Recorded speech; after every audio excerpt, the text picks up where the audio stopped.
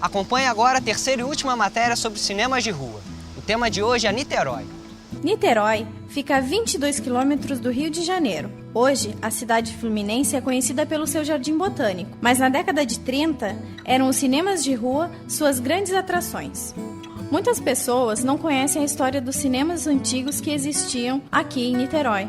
Pensando em resgatar essa memória, Rafael de Luna decidiu escrever um livro. Inicialmente não existia um trabalho único, não existia um levantamento das informações básicas, vamos assim dizer, sobre quantos cinemas existiram, quais foram, onde eles ficavam, quando eles haviam aberto e quando haviam fechado.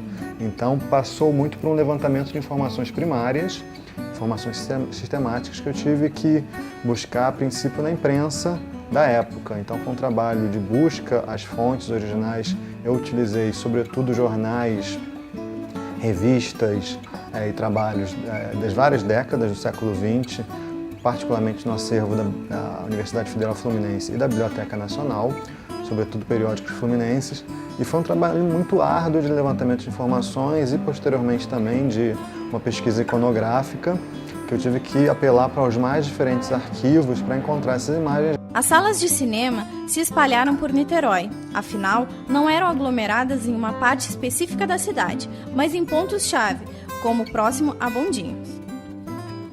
O Cinema Icaraí foi construído entre as décadas de 30 e 40. Ele foi considerado um dos últimos cinemas de rua a deixar de funcionar em Niterói. O edifício foi tombado e hoje pertence à Universidade Federal Fluminense, que pretende transformar o lugar em um centro cultural. Já o Cine Mandaro foi inaugurado em 1940, com 800 lugares, na rua Doutor Paulo César.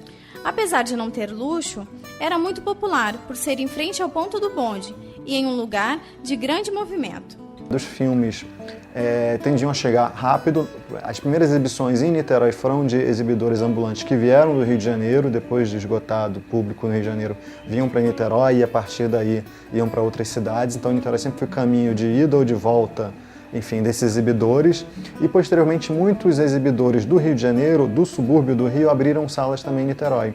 Filmes como A Bela e a Fera e Obsessão tinham público garantido na plateia.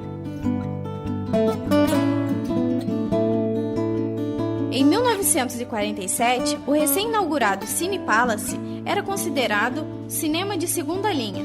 Tinha cerca de 600 lugares e integrou o circuito Severiano Ribeiro e fechou suas portas em 1970. Após 10 anos, o prédio foi condenado pela Defesa Civil, demolido e no local funciona hoje uma oficina mecânica. No auge das salas de rua, entre as décadas de 30, 40 e 50, e, por exemplo, a urbanização acelerada de Niterói e, posteriormente, a abertura da ponte vão significar novas mudanças. Por exemplo, a conquista da região oceânica, da região das praias, que vai começar a ser ocupada e vão surgir salas de cinema lá, como, por exemplo, um cinema drive-in, que existiu em Itaipu. E posteriormente você vai ter decadência urbana do centro da cidade e Icaraí vai ser um local que vai passar a ter, nos anos 70, mais cinemas do que todos os outros bairros de Niterói, mais até do que o centro. Com a abertura das salas, o povo fluminense passou a frequentar os cinemas da cidade, que por muitos anos foram a grande diversão da cidade. Inaugurado em 1954, o cinema São Jorge tinha capacidade para receber até 2.000 pessoas. Foi um cinema popular que programava sessões duplas localizado na Alameda São Boaventura. Ao longo dos anos, foi caindo a qualidade e diminuindo a sua lotação, que chegou a menos de 1.000 espectadores. Aos poucos, outros cinemas de rua de Niterói também começaram a ver seu público diminuir.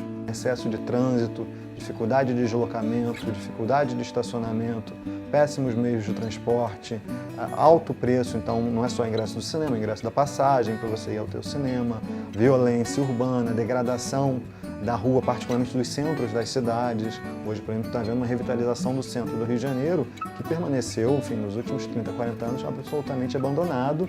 Isso é muito mais evidente se você pega as cidades da região metropolitana. Então, locais que de muito movimento, que eram onde uma parte das salas surgiram, ao mesmo tempo se tornaram o principal local que os próprios moradores passaram a evitar, sobretudo fora do horário de trabalho. Então o centro da cidade se tornou um lugar perigoso, de difícil acesso, evitado pela população. Isso obviamente afetou as salas de cinema. E o que acontece é que nos anos 80 é muito forte essa ideia de é melhor ver filme em casa, em vídeo, mais seguro, mais barato.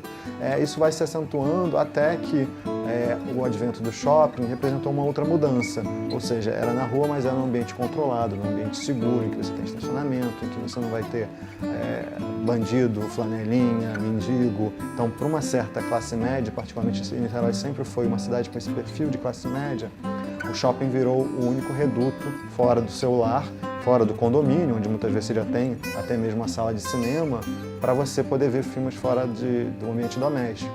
Assim como aconteceu na Cinelândia e na Praça Sans Pena, os cinemas de Niterói ficaram limitados aos shoppings e muitos jovens sequer sabem que por trás de inúmeras fachadas espalhadas pela cidade haviam gloriosas salas de cinemas de rua.